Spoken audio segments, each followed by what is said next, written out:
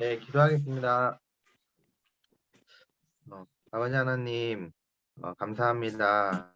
참 저희 청년들과 함께 저희 갈라디아서 특강 소그룹을 통하여서 저희들이 또 주님의 말씀을 바로 알고 잘 배워서 또 순종하여서 그러한 삶을 살아내는 저희 청년들을 또 함께 해주시고 또 이 시간들을 통하여서 주님께서 영광과 기쁨을 취하여 주시기를 원합니다. 오늘의 소그룹의 가정 가운데서도 주님께서 함께 해주시고 말씀을 전하시는 기경재님의 이틀을 성령님께서 주장해 주시기를 원합니다. 감사드리며 예수님의 이름으로 기도드렸습니다. 아멘. 네. 우리 인사하고 시작할까요? 안녕하세요. 안녕하세요. 진심으로 우리 한 자리에 모일 날을 기대합니다. 진짜. 네, 너무 아쉽죠? 아니 지난 시간에 좀 어려웠나? 많이도 안 왔어.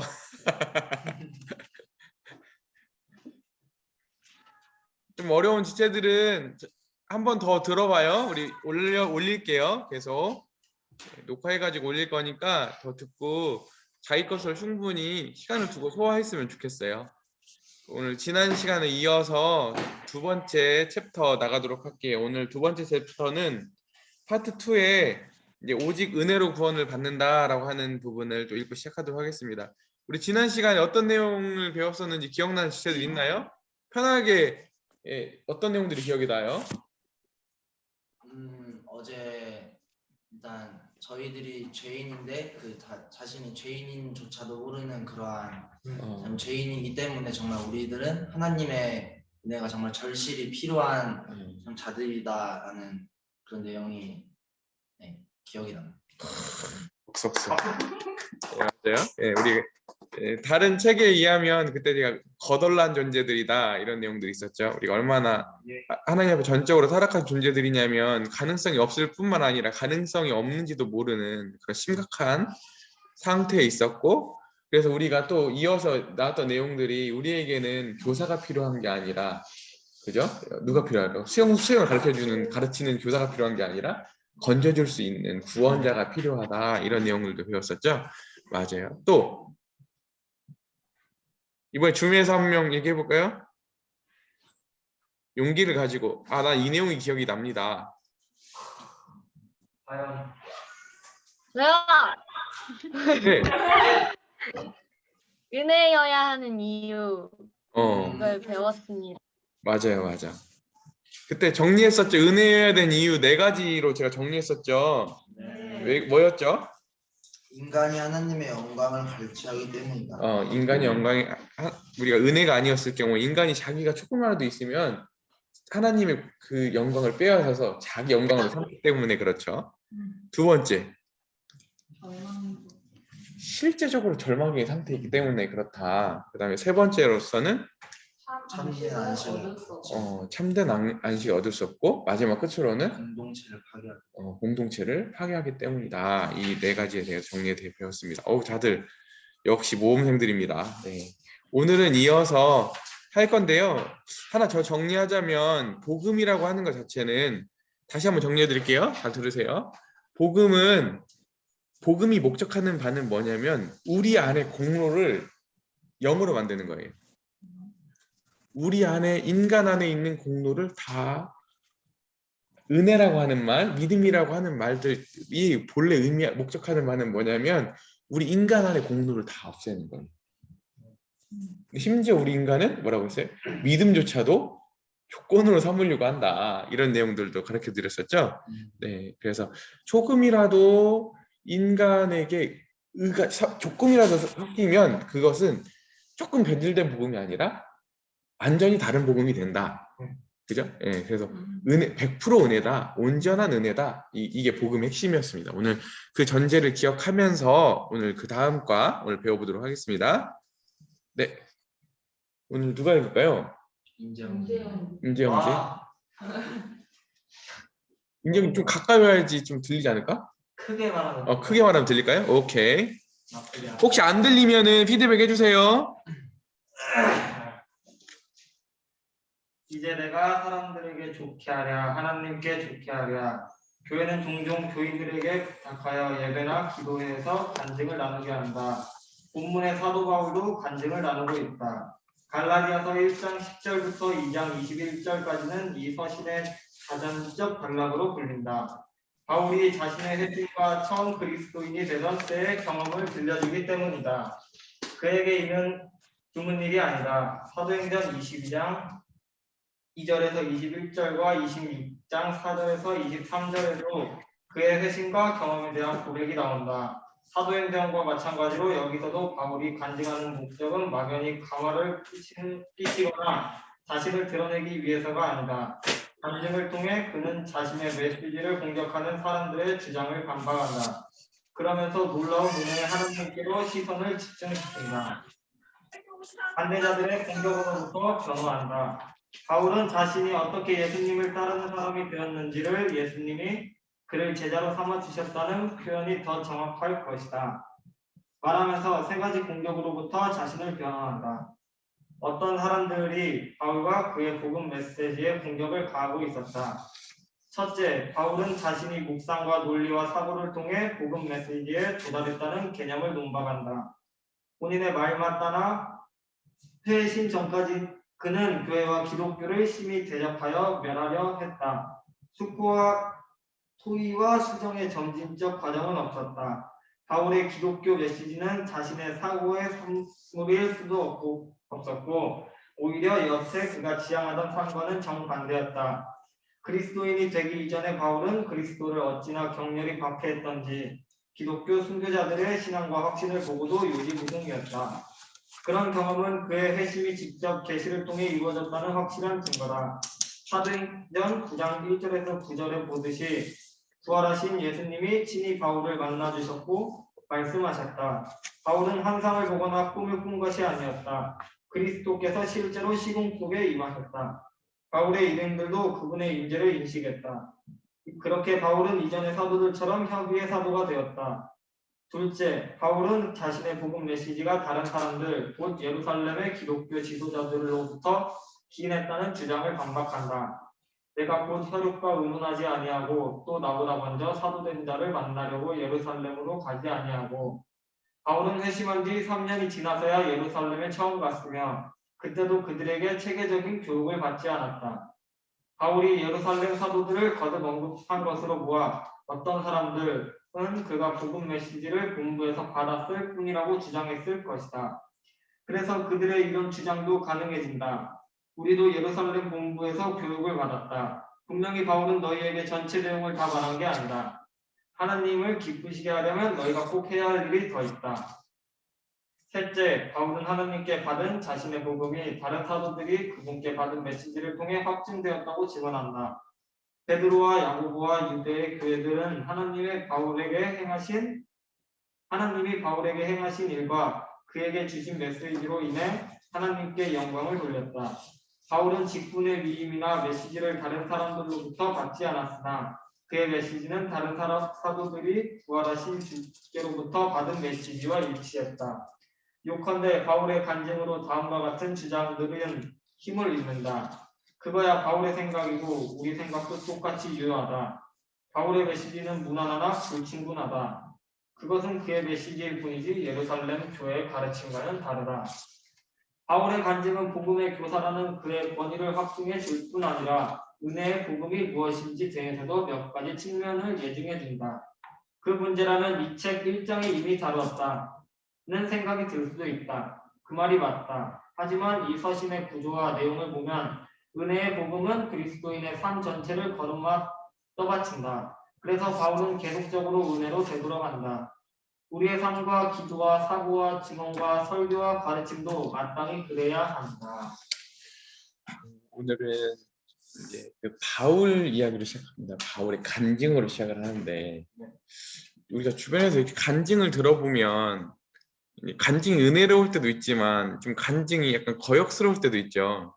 그렇지 않아요? 이제 간증을 빙자한 자기 자랑을 하는 경우들을 이렇게 보게 됐을 때 하나님이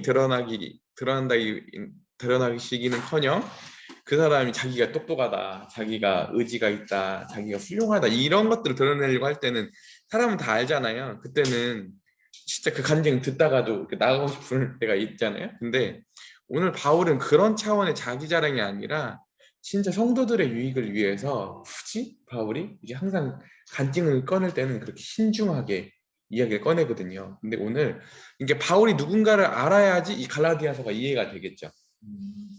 그러니까 우선 바울을 이해하기 전에 우리 주님이 이 땅에 오셔서 사역을 하시고 나서 이 땅에 교회가 시작되었잖아요. 그죠? 교회. 우리가 교회는 뭔가요? 여러분이 아는 교회의 개념은 뭐예요? 몸, 그리스도의 몸. 멋진 말이에요. 그리스도의 몸이에요. 또 저 질문합니다 항상. 교회는 이방인과 유대인으로 구성된 하나님의 가족이 되는 거예요. 뭐라고요? 이방인과 유대인의 구성으로 된 가족. 그 전까지는 유대인에게만 국한돼 있었죠. 은혜가. 근데 예수님이 오셔서 이방인과 유대인의 막힌 담을 허셨어요. 그죠? 그래서 이제 이방인도 은혜로 믿음으로 그분의 가족이 될 수 있는 길이 예수님 때문에 열린 거예요. 그 전까지는 우리는 그분의 가족이 될 수 없었죠. 예. 근데 예수님 때문에 심지어 이 땅에 살고 있는 우리도 그분의 가족이 되는 거잖아요. 그래서 제일 핵심은 뭐냐면 이방인들이 들어온다고 하는 거예요. 그분의 가족으로. 그런데 이게 어느 날 주님이 이게 들어와 딱 스탠바이 하면 이렇게 하면 좋은데 이렇게 시작하지 않는다는 거지.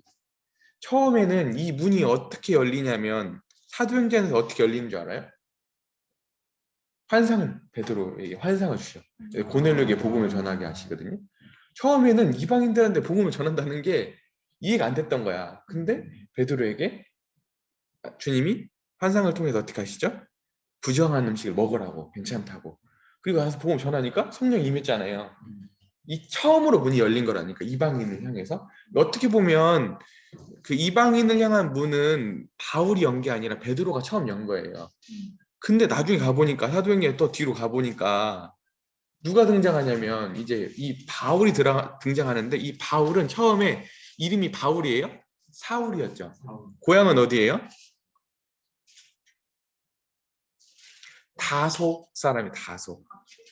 다소 사람이 다소. 근데 다소는 그때 당시에 로마의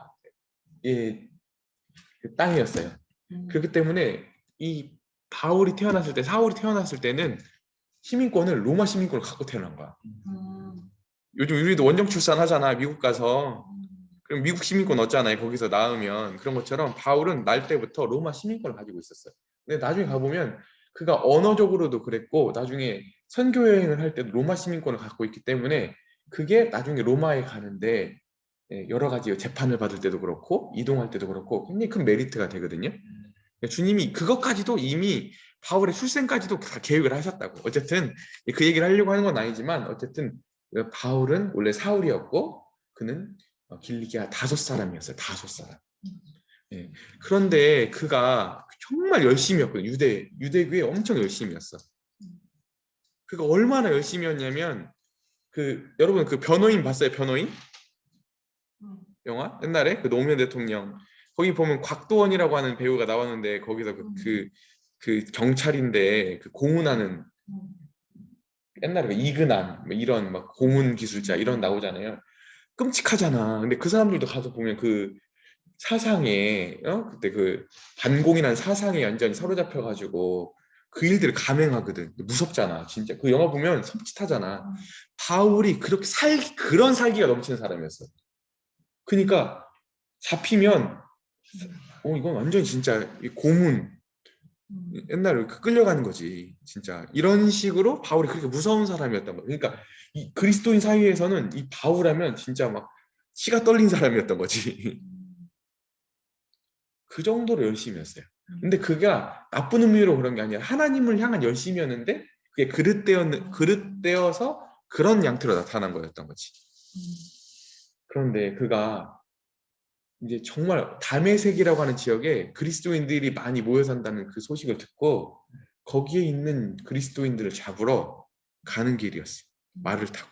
사람들 대동해서 가는 길이었는데 그때 주님이 강한 빛으로 찾아오시거든.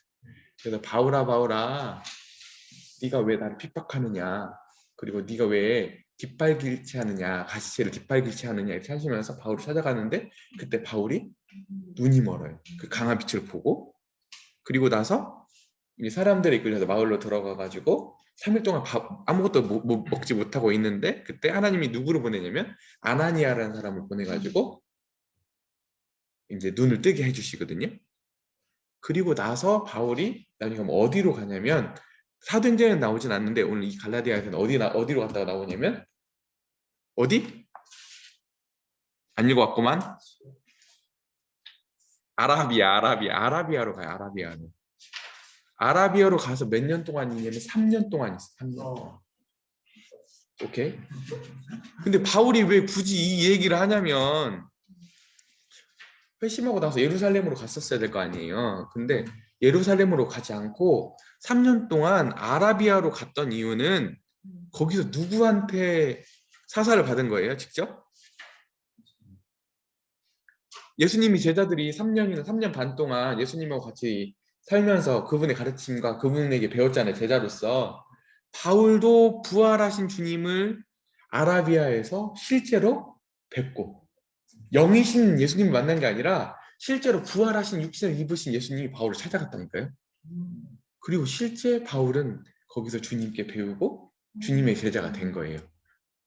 그렇기 때문에 바울이 아까 뒤에 가보면 어떤 의미의 사도가 됐다? 협의적 사도가 된 거예요.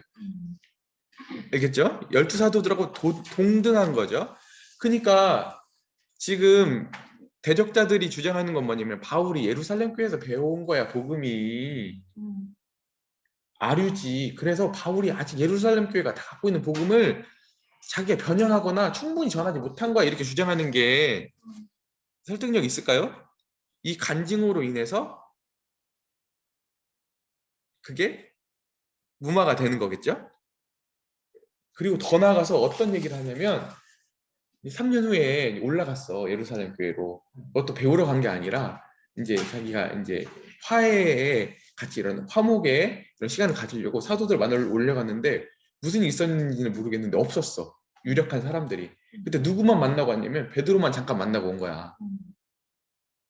이 얘기를 하는 거야. 그러니까 나는 가서 굳이 결정적으로 그들한테 뭐 사사받고 이럴 만한 타이밍이 없었다? 알리바이를 얘기하는 거야, 바울이 지금. 이해되겠어요? 예. 그 얘기를 하는 겁니다. 그래서 바울이 가지고 있는 복음은 예수님이 살아계시는 동안 12 제자들에게 가르치셨잖아요. 이렇게 전수해 주셨잖아요, 그 복음을. 그와 같이 바울은 따로.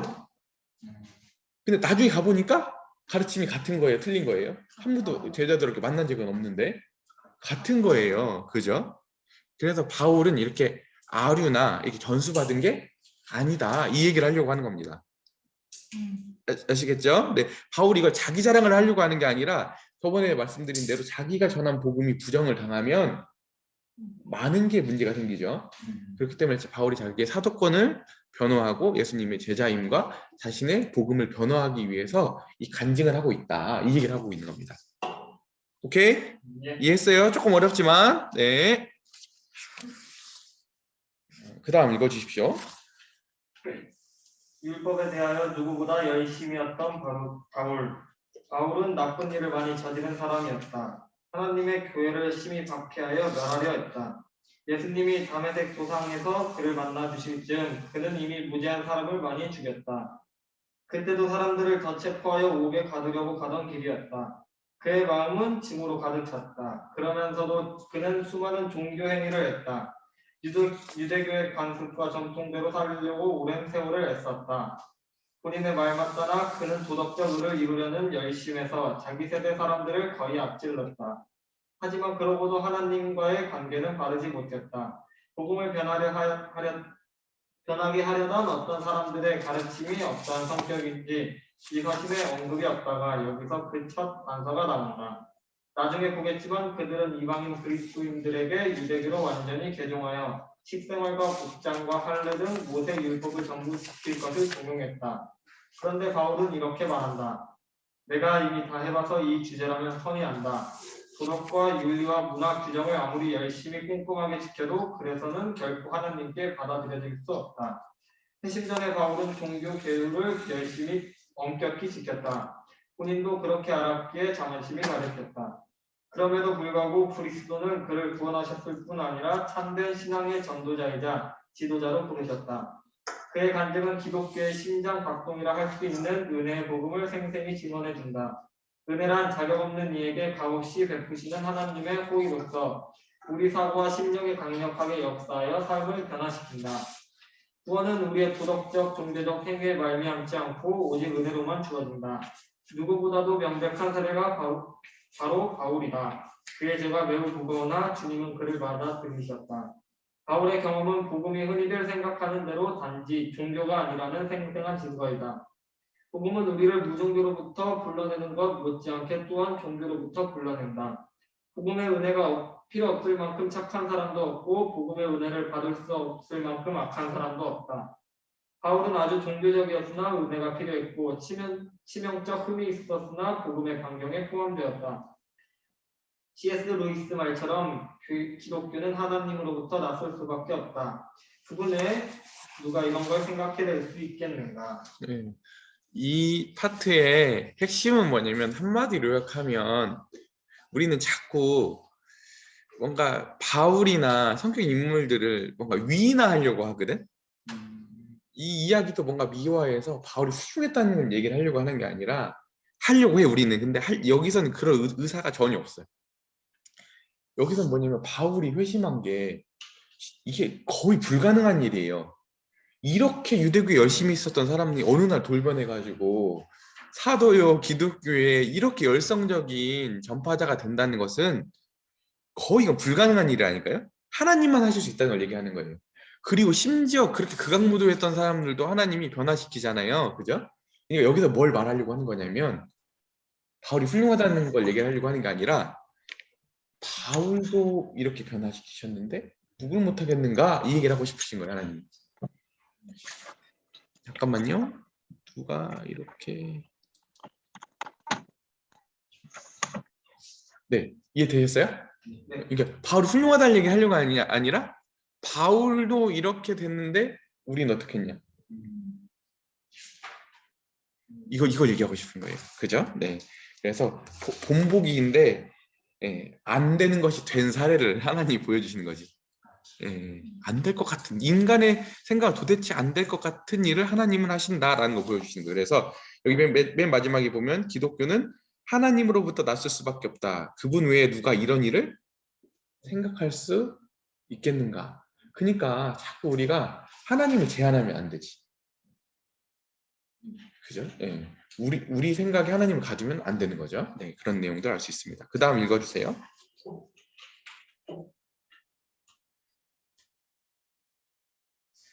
하나님이 행하신 일, 바울이 되돌아보면서 깨달았듯이 하나님의 주권적 은혜는 그가 회심하기 오래전부터 그의 삶 속에 역사하고 있었다. 내 어머니의 태로부터 나를 택정하시고 라는 구절은 하나님의 은혜가 평생 그를 빚고 준비시켜 왔다는 뜻이다. 나중에 그를 불러 맡기실 일을 위해서 말이다. 정말 놀라운 일이다. 바울은 하나님께 대항하며 악을 일삼았건만 주님은 그의 모든 의도를 뒤엎고 모든 경험과 실패까지도 사용하시기 위해 그를 준비시켰다. 그리하여 회심을 거쳐 그를 이방인의 전도자로 삼으셨다. 구약에 대한 지식, 열심, 교육 배경, 하나님과 교회를 박해하던 노력, 이 모두를 통해 주님은 그를 깨뜨리셨고 교회를 세울 도구로 무장시키셨다. 하나님이 처음부터 역사하신 결과로 바울은 자신이 박해하던 바로 그 신앙을 세우는 데 쓰임받았다. 이는 성경의 한 굵은 주제다. 창세기의 요셉이 말했듯이 그의 형들은 하나님이 구원자로 택하신 그를 힘써 거부했지만 그를 죽이려다가 노예로 팔기까지 했다. 그것은 오히려 요셉을 구원자로 세우는 계기가 되었다. 또 사도들이 역설했듯이 예수님을 박해하려던 무리는 오히려 하나님의 목적을 진척시키는 도구가 되었다. 하나님을 대적하는 모든 박해는 결국 그분의 계획을 확증하고 진척시켰다. C.S. 루이스의 영적 자서전인 예기치 못한 기쁨 9장에 보면 그의 학교 은사였던 커크패트릭에 대한 이야기가 나온다. 위대한 노크 선생님이란 별명을 얻은 그의 논리에 능한 정렬한 논쟁자로 루이스에게 논리를 전개하여 설득력 있게 논증하는 법을 가르쳤다. 무신론자였던 커트 패트릭은 루이스의 불신을 확고히 하려 했다. 그러나 세월이 흘러 그리스도인이 된 루이스는 결국 위대한 노크 선생님이 잘 훈련시켜준 덕분에 20세기의 가장 위대한 기독교 신앙 변증가 중 한 명이 되었다. 복음이라는 새로운 렌즈를 통해 우리는 자신의 삶을 돌아볼 수 있다. 실패와 죄를 통해서까지 우리를 준비시키고 빚으셔서 세상에서 은혜의 통로가 되게 하시는 하나님을 볼 수 있다. 그렇다면 이 모든 일은 왜 일어났는가? 하나님은 왜 교회를 박해하던 교만한 바울을 택하고 준비시켜 부르셨는가? 바울에게 하나님 마음에 드는 면이 조금이라도 있어서인가? 아니라 순전히 하나님이 그렇게 하시기를 기뻐하셨기 때문이다. 하나님이 바울에게 자비와 은혜를 베푸심은 그에게 그만한 자격이 있어서가 아니라 순전히 그분이 그 일을 즐거워하셨기 때문이다. 하나님은 늘 그렇게 이해해 오셨다. 신명기 7절에서 8절에는 모세는 하나님의 백성 이스라엘에게 이렇게 말했다.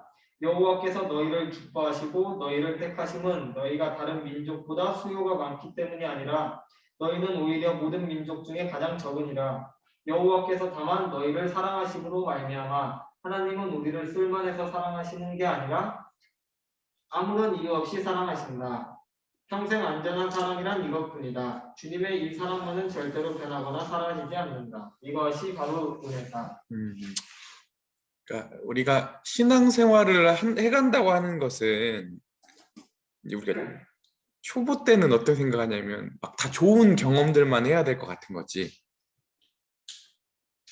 우리 아이들을 키워가잖아요. 그러면 내가 우리 애들한테 항상 막 100% 유기농 이런 걸로만 먹일 수 있을까? 아니거든요. 아이들 때로는 안 좋은 것도 먹고 크고 이렇게 그러면서 건강하게 크는 거거든요. 무균실에서 자라면 그 아이가 건강하게 클 것 같은데 아니에요. 그렇죠? 인생사가 다 그런 거거든요. 그리고 때로는 스마트폰도 줄 수도 있고 그래요. 이게 보면 때로는 그런데도 애들이 하나님 은혜로 커가거든요. 이런 거 때로는 좋은 거 좋지 않은 게 뒤섞여 와서 그 안에 커가요.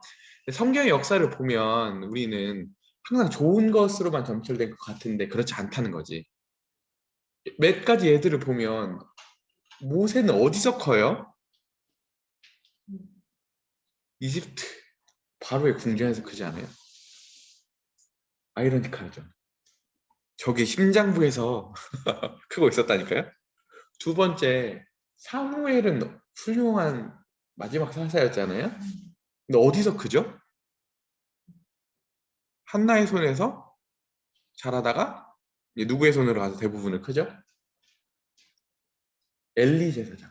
가서 보면 굉장히 아둔하고 영적으로 무기력하고 홈리아 비나스 그 망나니 아들들 둘이었잖아요. 근데 그 집으로 보내줘서 거기서 사무엘이 커요. 이해되겠어요? 예.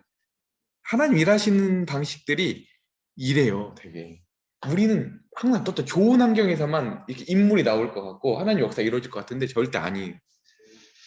하나님의 일하시는 방식은 이 하나님 일하시는 방식이 맞을까 하는 그 상황에서 일하신다니까요. 멋지지 않아요? 그러니까 위안이 되지 않나? 네. 이게 은혜예요, 은혜. 여기서 보면 그래서 여기 그 위대한 노크 선생 여기 보면은 그 나오잖아. C.S. 루이스 커크 패트릭 그 선생님 이야기가 나오는데 그렇게 무신론자였는데 그 안에서 C.S. 루이스라고 하는 굉장히 훌륭한 변증가잖아요. 기독교 변증가인데 그 안에서 무신론 교육을 하면서 신앙 변증은 교육을 오히려 받았다는 얘기를 하는 거예요. 오히려. 그리고 이제 저를 놓고 보더라도 저는 개인적으로 이렇게 어렸을 때부터 기교회에서 자랐잖아요. 여러분은 조금 다른데 이제 자랐는데 저는 초기 때 제 기독교에 대한 이해가 저는 이렇게 막 복음이 지금은 굉장히 우리가 건강한 이해 가운데 여러분 신앙생활에서 복된데 저 때는 좀 많이 제한적이었어. 나는 그 복음이 내게 설득이 안 돼 이해가 안 됐어. 그래서 날마다 의문과 이런 막 고민 가운데 살았다니까요. 학생 때부터. 그래서 나중에 내가 솔직히 이제 공익근무를 하게 됐는데 이제 공익근무 하기 전에 난 대학교 들어가자마자 나는 진짜 교회를 한번 좀 떠나 있고 싶다. 나 군대 가가지고 한 2년은 좀 이렇게 교회를 떠나 있고 싶다 이런 생각 가졌거든요. 하나님이 그것도 안 보냈어. 근데도 안 보내주시더라고. 근데 그때 제가 책을 읽기 시작했어요. 공익근무로 가서. 설교를 1년에 1,000편씩 들었어. 진짜 1년에 1,000편씩 들었어요. 1년에. 왜 그렇게 했는가 생각을 해보면 당시에 내가 이해가 안 되고 뭔가 문제가 있다고 생각했던 그 의식들이 다 질문이 되어서 책을 읽을 수 있었고 그 설교들을 들을 수 있었어요. 그게 오히려 내가 처음에 가졌던 그런 원망도 난 굳이 왜 이런 복음을 듣게 해가지고 때로는 윤가인님한테 내가 따지기도 했거든. 뭐 이런 복음을. 근데 나중에 지나 보니까 그런 시간들도 하나님이 다 사용하셨던 거예요. 이해되겠어요? 왜냐하면 나라고 하는 사람은 하나님 너무 잘하셔. 나는 항상 이해가 돼야지. 어렸을 때부터 그 체질 자체, 그러니까 하나님은 나를 이해시키기 위해서 그런 환경 가운데 두셨고 또 때가 되니까 이렇게 인도하신 거예요. 근데 나만 그렇게 인도하신 줄 알았더니 하나님이 나만 인도하신 줄 알았는데 그 C.S. 루이스의 스승과 같은 G.K. 체스터턴이 있거든요. 또 나중에 또 C.S. 루이스의 영향을 받는 필립 얀시라고 하는 기독교 유명한 저자가 있어요. 다 비슷한 경험을 했더라고, 나와 같은. 근데 그 사람들은 또 이렇게 이런 데 사로잡혀 있는 사람들이기 때문에 하나님 맞춤형으로 그 사람들 가운데 이렇게 비슷하게 가서 일하신 거예요. 이해되시겠어요? 네. 하나님이 일하신다는 방식은 우리의 생각과 수준하고는 달라요. 굉장히 지혜로우신 거죠, 그분은. 오케이? 예, 그 얘기를 하고 싶은 거예요. 그래서 여기 보면 이런 말이 있죠. 잠깐만요.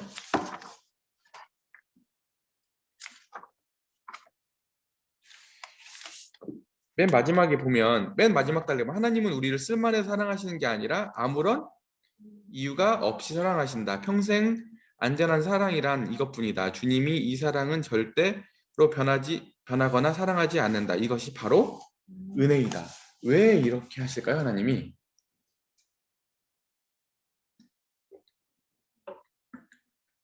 내가 쓸만해서 사랑을 받으면 내가 쓸모가 없어지면 버려지겠지.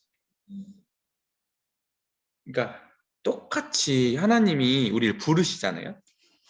자녀 이렇게 불러주시거든요.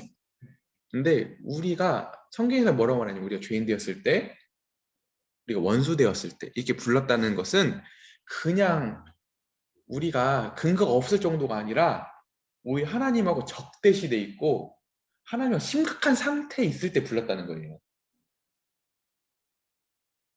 조건 정도 없는 정도가 아니라. 이해되겠어요? 근데 왜냐면 우리가 그 귀신들도 있죠. 귀신들도 사람을 부르거든요. 이게 무당이잖아요. 근데 그 무당들의 생애를 보면 말년이 비참해요.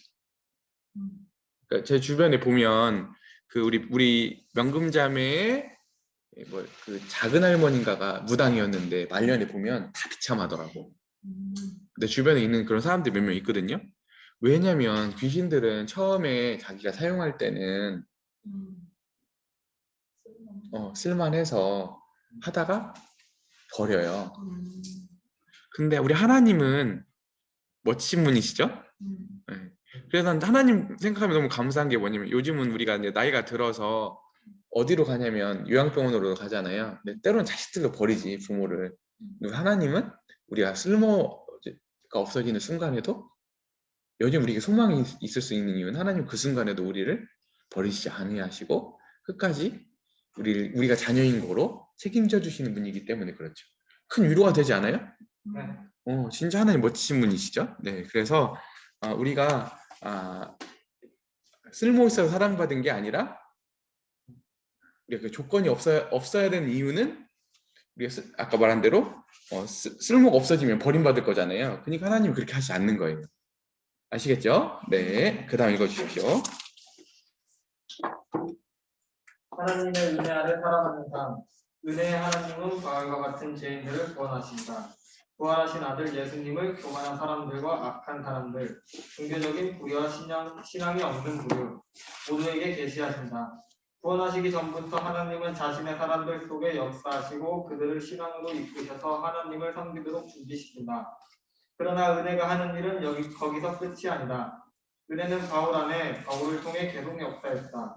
사도의 증언은 자신이 어떤 사람이었고 그런 자신을 하나님이 어떻게 회심시켰는지에 머물지 않고 하나님의 은혜 아래 살아가는 삶이 무엇인지로 넘어간다. 첫째, 하나님은 그의 아들을 전하기 위하여 그를 내 속에 나타내시기를 기뻐하셨다.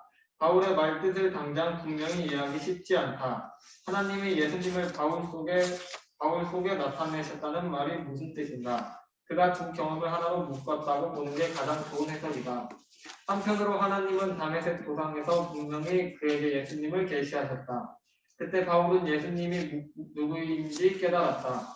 살아계신 그리스도를 직접 만나는 것이다. 그러나 또 한편으로 바울은 자신이 다른 사람들에게 예수님을 전하도록 부름을 받았음을 즉각 깨달았다. 따라서 하나님이 바울을 통해 예수 그리스도를 계시하려고 바울에게 그리스도를 계시하셨다고 말할 수 있다. 여기서 단지 종교적이거나 도덕적인 사람과 그리스도인의 결정적인 차이점을 볼 수 있다. 그리스도인은 예수 그리스도를 머리로만 믿는 게 아니라 그분과의 인격적인 관계를 누리는 사람이다. 이 관계가 자신의 유익과 기쁨을 위해서만 주어진 게 아닌도 안다. 자신의 됨됨이와 언행을 통해 다른 사람들에게 그리스도를 나타낼 책임이 있음을 그리스도인은 안다. 둘째, 바울이 지나온 성장과 제자도의 길이 소개된다. 그는 한동안 하나님과 단둘이 지냈다. 나중에 그가 가르친 많은 내용을 아라비아에 머물던 3년 동안 그분께 배웠을 것이다. 아라비아 시절을 고독 속에서만 보냈다고 생각해서는 안 되겠지만 공부와 묵상이 중요한 것만은 사실이다. 하나님을 인격적으로 더 알아가는 일도 중요하다. 우리가 살고 있는 이 시대는 활동과 성취만 너무 강조하고 성찰과 묵상은 뒷전이다. 아라비아의 언급은 신약에서 매우 독특한 일이다. 또 즉시를 너무 문자적으로 풀면 사도행전 9장 19절의 22절과 모순되어 보인다. 바울은 세례받은 직후에 다메섹 회당에서 얼마 동안 말씀을 전했다. 여기서 바울의 요지는 자신이 장기간 묵상하며 준비하러 처음 간 곳이 예루살렘이 아니라 아라비아였다는 말이다. 하나님과 함께하는 고독의 시간이 그리스도인의 삶에 꼭 필요하지만 그렇다고 그리스도인이 홀로 살아가는 것은 아니다. 바울이 예루살렘에 올라간 것은 지시를 받기 위해서가 아니라 책임과 연합을 위해서였다. 심지어 바울도 다른 사도들과 연합을 이루고 자신과 그들의 메시지가 일치함을 보여야 했다. 하물며 우리는 그 동일한 책임이 얼마나 더 크겠는가. 우리도 교회 공동체에 깊이 뿌리 내려야 한다. 다른 신자들의 응집력 있는 공동체에 섞여들지 않은 채 여기저기서 아쉬운 것만 취하는 행태를 삼가야 한다. 그리스도인의 삶이란 그리스도로 말미암아 하나님과의 관계의 뿌리를 내리고 다른 신자들과 연합하여 그들을 섬기는 삶이다. 그렇게 살 때 하나님의 찬송을 받으신다. 바울은 예루살렘의 그리스도인들이 나로 말미암아 하나님께 영광을 돌리니라고 했다. 바울의 삶이 변화되어 타인을 섬긴 결과로 사람들은 그를 추앙한 게 아니라 하나님을 사랑했다. 네, 조금 더 읽어주세요. 우리를 변화시키는 놀라운 은혜. 바울의 간증이 실린 전체 단락은 10절에 이런 물음으로 시작된다. 이제 내가 사람들에게 좋게 하랴, 하나님께 좋게 하랴. 질문의 답은 뻔하다. 하나님이다. 복음은 사람의 비위를 맞추려는 심리를 몰아낸다. 사람에게 인정받으려는 욕구를 정반대의 심리로 대체한다. 그래서 자신의 행위에 대해 인간의 인정을 얻거나 구할 필요가 없어진다. 다시 말해서 복음이 낫는 사람들은 두려움 없이 당당하게 예수님을 따른다. 남의 인정과 호평에 연연하지 않고 옳은 길을 간다. 바울은 자신이 사람의 비위를 맞춘다면 그리스도의 종이 될 수 없다고 했다. 즉 그리스도인의 사람의 비위를 맞출 마음도 없고 그럴 수도 없다. 그만큼 이 문제가 중요하다는 말이다. 사람의 비위를 맞추는 죄는 성경의 여러 가지 표현과 문구로 언급된다. 이를 종합해보면 이 문제를 다룬 분량이 놀랍도록 많다. 잠언 29장 25절은 사람을 두려워하며 올무에 걸리게 되거니와 라고 했다. 사람을 두려워함은 여호와를 경외함의 반대다. 구약에서 여호와를 경외한다는 말은 단지 그분을 무서워한다는 뜻이 아니라 위대하신 그분께 잔뜩 매료되어 외경과 경의로 충만해진다는 뜻이다. 마찬가지로 사람을 두려워한다는 말도 사람의 비중을 경외의 대상으로 끌어올리는 인간관을 가리킬 수밖에 없다. 사람의 칭찬을 탐하고 사람의 비난을 겁내는 것이다. 이는 사람의 축복을 바라다 못해 아예 추앙과 숭배의 지경에 이르는 상황이다. 우리의 심령을 지배할 권한과 능력은 하나님께만 있건만 그 자리를 인간의 인정에 내어주는 것이다. 그러니 그 인정을 잃으면 마치 하나님께 비난받거나 정죄당한 것처럼 참담해질 수밖에 없다. 사람을 두려워한다는 말은 사람의 축복을 바라다 못해 숭배한다는 뜻이다. 사람을 두려워한다는 마음은 여러 모양으로 나타난다. 사무엘상 15장 24절에서 사울이 하나님께 불순종한 이유는 여론이 두려웠기 때문이다. 삼손이 들릴라에게 무너진 이유는 그녀의 성적인 관심을 잃을까봐 두려웠기 때문이었다. 바울이 언급한 아주 흔한 형태가 또 있다. 이른바 눈가리입니다. 이는 일을 하되 윗사람의 인정이나 보상을 받을 정도로만 한다는 뜻이다. 그러면 들쑥날쑥 대충 건성으로 일하게 된다. 탁월한 작품이 나올 리 없고 창조의 기쁨도 없다. 일이 제대로 잘 안 될 게 뻔하다. 그렇다면 사람을 두려워하여 비위를 맞추려는 심리를 복음은 어떻게 몰아내야 하는가? 복음은 우리를 해방시켜 하나님께 좋게 하려는 의욕을 불러일으킨다. 복음 안에서 그리스도를 신뢰하는 사람은 하나님의 온전한 은총과 충분한 인정을 받는다. 하나님은 신자를 보실 때 그 안에 예수님을 보신다.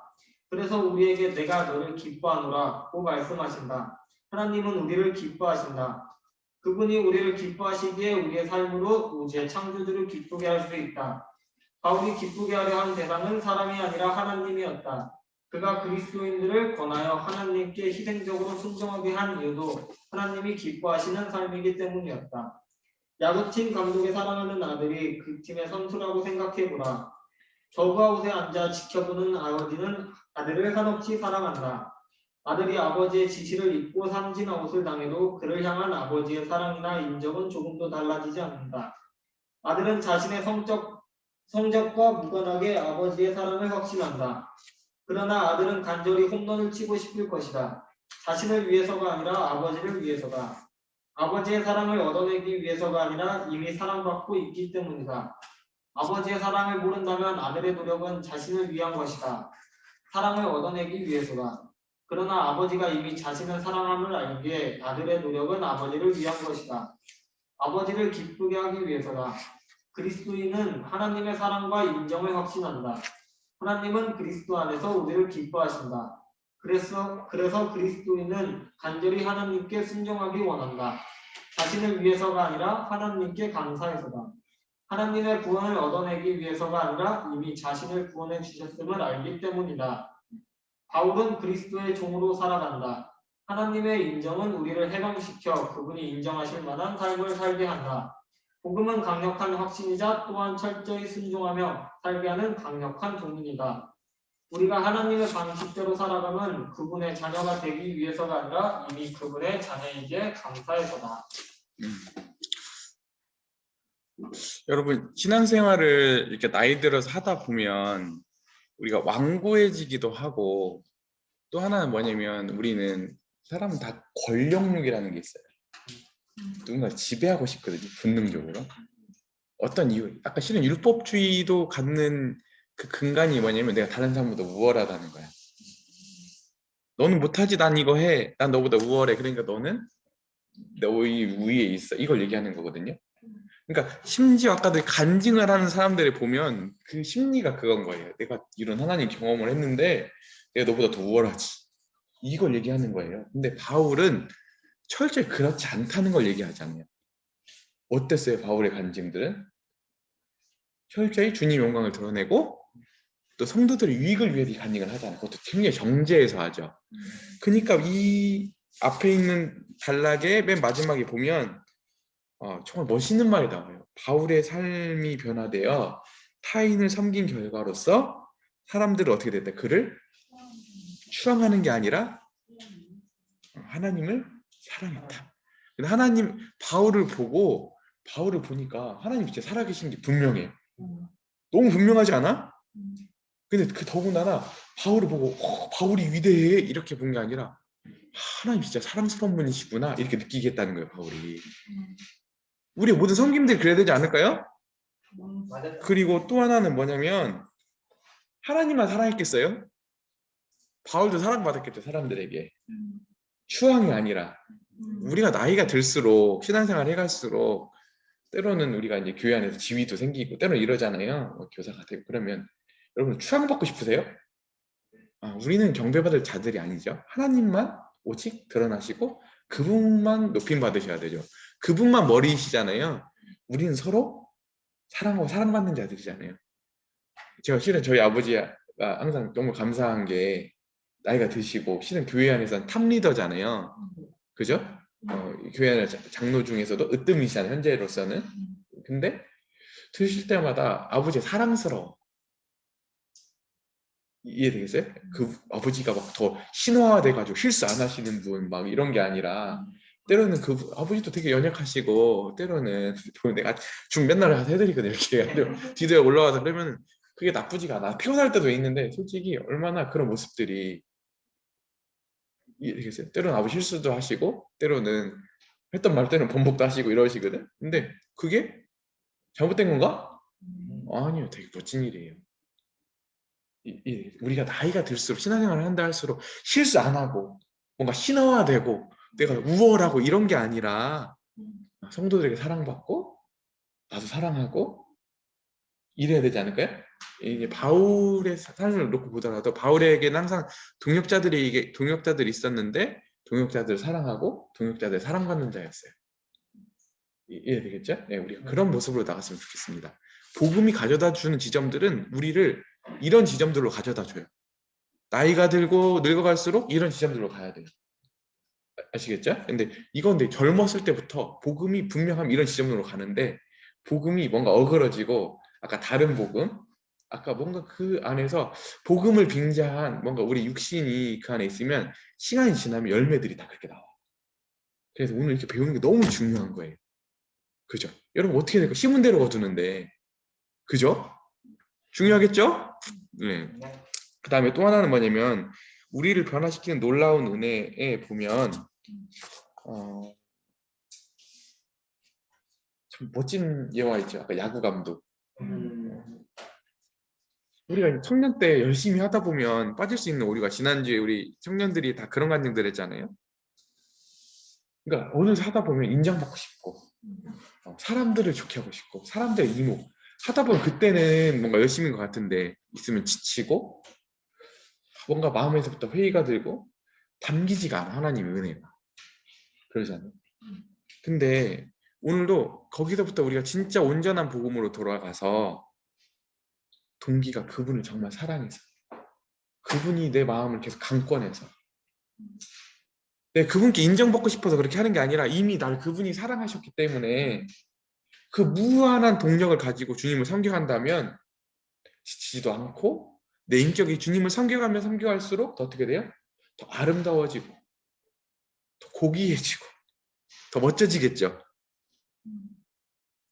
처음에 열심히 다 똑같다니까요. 드러날 때는. 근데 나중에 아까 앞선 사람들을 시켜서 하고 사람들 좋게 하고 나중에 가보면 처음에는 다 그럴듯해도 나중에 가면 냄새 나서 그 사람 옆에 가 있기도 싫어.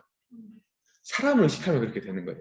그래서 바울이 뭐라고 했어요? 사람을 좋게 하랴 하나님을 좋게 하랴. 여러분 누구를 기쁘시게 하고 싶어요? 하나님이요. 정말 우리를 사랑하셔서 아들까지 내어주신 그분을 정말 기쁘시게 해드리고 싶죠. 내가 드러나고 내가 훌륭하고 내가 아까 우월하고 이런 걸 확인하려고 주님을 섬겨하는 게 아니라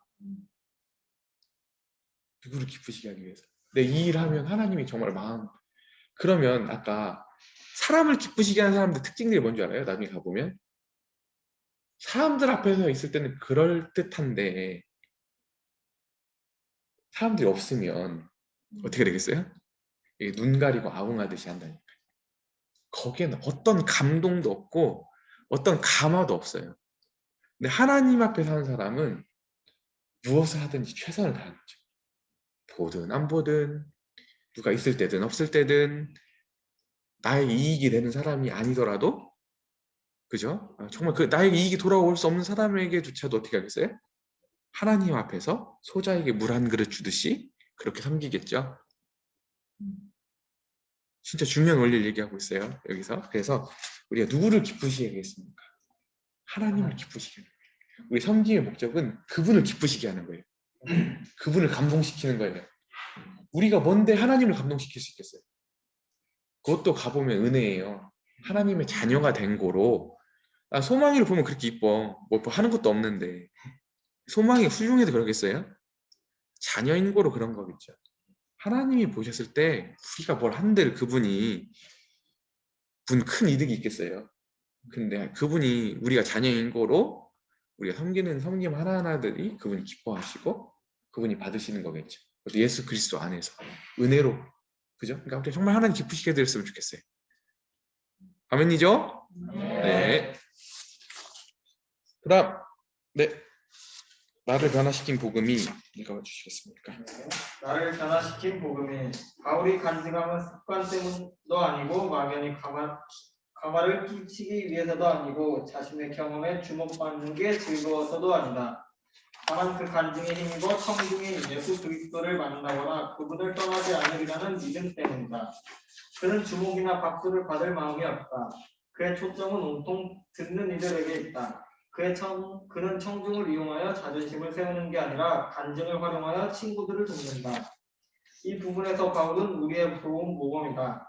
그에게서 보듯이 우리도 용기를 내서 자신의 약점을 내보이며 복음이 나에게 어떤 의미인지 말해야 한다. 왜 그러한가? 기독교는 머리부터 가슴까지 우리 삶 전체를 그리스도께 드리도록 호소하기 때문이다. 우리의 생각이나 감정을 빼놓으면 그리스도인의 헌신이 얼마나 전인적인지를 다 보여주지 못한다. 우리의 간증이 빠지면 그리스도인의 만족이 얼마나 온전한지도 다 보여줄 수 없다. 그리스도는 사고에만 호소하는 게 아니라 마음도 채워주신다. 성격과 문화에 따라 인지와 체험 중 강조점도 달라진다. 당신의 간증에 빠지면 강성을 더 중시하는 기질과 문화는 기독교의 매력을 보지 못할 것이다. 동시에 바울이 일깨우는 게 또 있다. 간증은 다른 사람들에게 도움이 될 때에만 해야 한다. 이상하게 들릴지 모르지만 간증 때문에 오히려 복음이 흐려지기가 아주 쉽다. 극적이거나 장악하거나 성적인 내용을 세세히 강조한다. 면 내가 얼마나 놀라운 사례인지 보라는 메시지만 보낼 수 있다. 바울이 사생활을 내보인 것은 오직 복음을 명확히 밝히기 위해서였다. 우리의 이야기를 나누는 것도 자신을 위해서가 아니라 사람들이 그리스도를 이해하고 만나도록 돕기 위해서다. 나를 변화시킨 놀라운 은혜의 복음을 가리켜 보이기 위해서다. 그 복음이 그들도 변화시킬 수 있음을 알게 말이다. 참 멋진 일이죠. 바울이 이렇게 간증을 통해서 우리 주님을 드러냈다고 하는 것이 얼마나, 그러니까 우리는 자꾸 교리 공부하잖아요. 처음에는 교리 공부 이런 게 재밌거든. 그잖아요. 재밌어요. 실제로 하나님 어떤 진리들. 근데 나중에 가보면 그것보다 더 재밌는 게 간증이. 왜냐면 그건 이상이잖아. 그냥 추상적이잖아요. 근데 하나님이 실제 그 사람 가운데 역사하신 일들을 듣게 됐을 때 뜨거워지고, 이게 경험될까 하는데 이게 경험이 되는, 나도 경험될 수 있다는 것을 이렇게 서로 이게 공유하게 되면서 우리 안에 힘을 불러다 일으키거든. 근데 그 간증이 때로는 아까 말한 대로 이렇게 약간 너무 과도하게 자신을 드러내거나 너무 극적인 변화를 강조해가지고 아까 자신이 드러나면 그때부터 그 간증이 그 의미를 퇴색하게 되는 거지. 그 간증의 의미가. 그렇기 때문에 간증이 정말 유익을 위해서 이렇게 사용됐을 때는 진짜 우리 공동체의 활력과 능력을 불어넣는 아주 좋은 수단이 된다. 이걸 얘기하고 싶어요. 그런데 오늘 마지막으로 여러분들에게 좀 정리하고 싶은 게 있는데요. 복음을 얘기를 할 때 우리가 율법주의는 우상숭배예요. 뭐라고요? 왜 우상숭배인 것 같아요? 자신 힘으로 그러니까 복음이라고 하는 것은 하나님의 주권, 전적인 주권에 의해서 우리에게 일방적으로 주어졌다. 이걸 계속 강조했잖아요. 근데 복음은 그 수단에 있어서만 하나님 수준이, 신적 수준이 아니라 목적하는 바도 우리 인간이 생각하는 것보다 훨씬 더 큰 지점으로 우리를 요청하고 있어요. 이해되겠어요? 내가 생각하는 방식의 복이나 내가 생각하는 방식의 수준이 아니라 하나님이 우리를 목적하시는 바가 너무 크다고. 근데 율법주의에 빠짐으로 인해서 내 안에 의의가 생기면 하나님의 목적은 없어지고 내 수준으로 가는 거야. 하나님이 이만큼 가자고 하는데 나는 이만큼만 가겠다고 하는 거야. 하나님 이걸 허용하실까요? 그러니까 성경에서 보면 우상 숭배라고 하는 것은 상을 만들고 이런 게 아니라 이겠어요? 하나님의 목적은 이만큼인데 이만큼만 가겠다고 하는 게 우상 숭배인 거예요. 좀 어렵죠? 이해되겠어요? 네. 그래서 이 율법주의가 뭐냐면 자기 의의가 생기면 하나님의 목적이 아니라 자기의 목적으로 가게 되어 있어. 그리고 자기가 주인공이 돼. 그리고 거기다 갖다 다 맞추는 거예요. 하나님도 거기다 갖다 맞추는 거예요. 하나님이 그걸 허용하지 않는 거예요. 그렇기 때문에 오늘 나중에 이 부분을 더 설명을 하긴 할 건데, 그렇기 때문에 율법주의를 우리들이 배격하고 다시 은혜로 돌아가야 된다. 왜냐면 여러분 생각해보면 지금 여러분들 청년들이라 지금 좀 말하기가 좀 그런데 인생이라고 하는 게 생각보다 신앙이라고 하는 게 굉장히 이게 힘든 과정이에요. 지금 여러분들 지금 되게 좋잖아. 막 교회에서 밥 먹고 하니. 그런데 나중에 이제 결혼도 해야 되고 직장도 가져야 되고 삶이라고 하는 게 어마어마한 그 굴곡과 이런 과정들이 있거든요. 그 안에서 신앙이 유지돼야 되거든요. 그리고 하나님이 우리를 변화시키시는데 용광로 같아. 내가 예전에 그런 간증을 실은 안 했는데 내가 예수님 안 믿었으면 임용고시 1년에 될 거를 예수님 믿어가지고 4년 만에 붙었다고 했거든. 이게 무슨 말인지 알아? 그 정도 하나님이 우리를 빚으시기 위해서 어마어마한 압력을 하나님이 우리에게 이렇게 주세요. 근데 아까 율법주의에 빠져 있잖아요. 이해를 못해. 하나님이 왜 기복주의에 빠지거든. 그러다 보면 왜 하나님이 이렇게 일하시는지에 대해서 납득을 못해. 그리고 신앙을 포기해버려. 이게 제일 무서운 거예요. 그렇기 때문에 복음이 올바르지 않으면 이 지금 앞으로 가야 될 과정이 굉장히 멀고 하나님만이 그걸 보존하시고 하나님만이 그걸 유지시켜서 나를 그 지점으로 데려나올 수 있는데 복음이 망가져 있고 복음이 문제가 생기면 그것을 가기도 전에 자포자기한다니까. 그래서 안 되는 거예요. 이 무슨 말 좀 어렵지? 더 쉽게 설명해야 되는데 실력이 안 돼 내가. 그래서 안 되는 거예요. 지금 여러분들 지금 내 청년들 놓고 이런 말 해도 되는지 모르겠는데 굉장히 인생이라고 하는 게 너무너무 이게 보통 과정이 아니야. 특히나 예수님 믿었지. 아까 우리 하나님이 우리가 우상 숭배에 빠지려고 하잖아요. 아까 율법주의에 빠지려고 하면 하나님 놔두겠어요? 이 지점 가야 되는데 뭘 주시겠어요? 고난을 주시거든요. 근데 그때 복음이 올바르지 않으면 그 순간 견뎌내질 못해. 그래서 여러분들이 진짜 지금부터 이 온전한 복음을 가지고 있을 때 내 인생이 해석되고 내 신앙이 해석되고 그런 고난 순간 성경에 보면 이런 말 있잖아요. 히브리서에 보면 고난이 없으면 사생자라고. 근데 복음이 온전하지 않으면 그 순간 그걸 버텨내지 못해. 그래서 여러분들이 진짜 이 순간 뭐 두려워라는 얘기가 아니라 다시 건강한 복음. 오늘 하나님 손에 있고 하나님이 목적하시는 바 그 복음을 여러분들이 지금부터 감으로라도 습득하고 알고 미리미리 눈치채고 갔으면 좋겠어요. 좀 어렵지만 네, 다음부터 좀 더 쉽게 설명하도록 하겠습니다.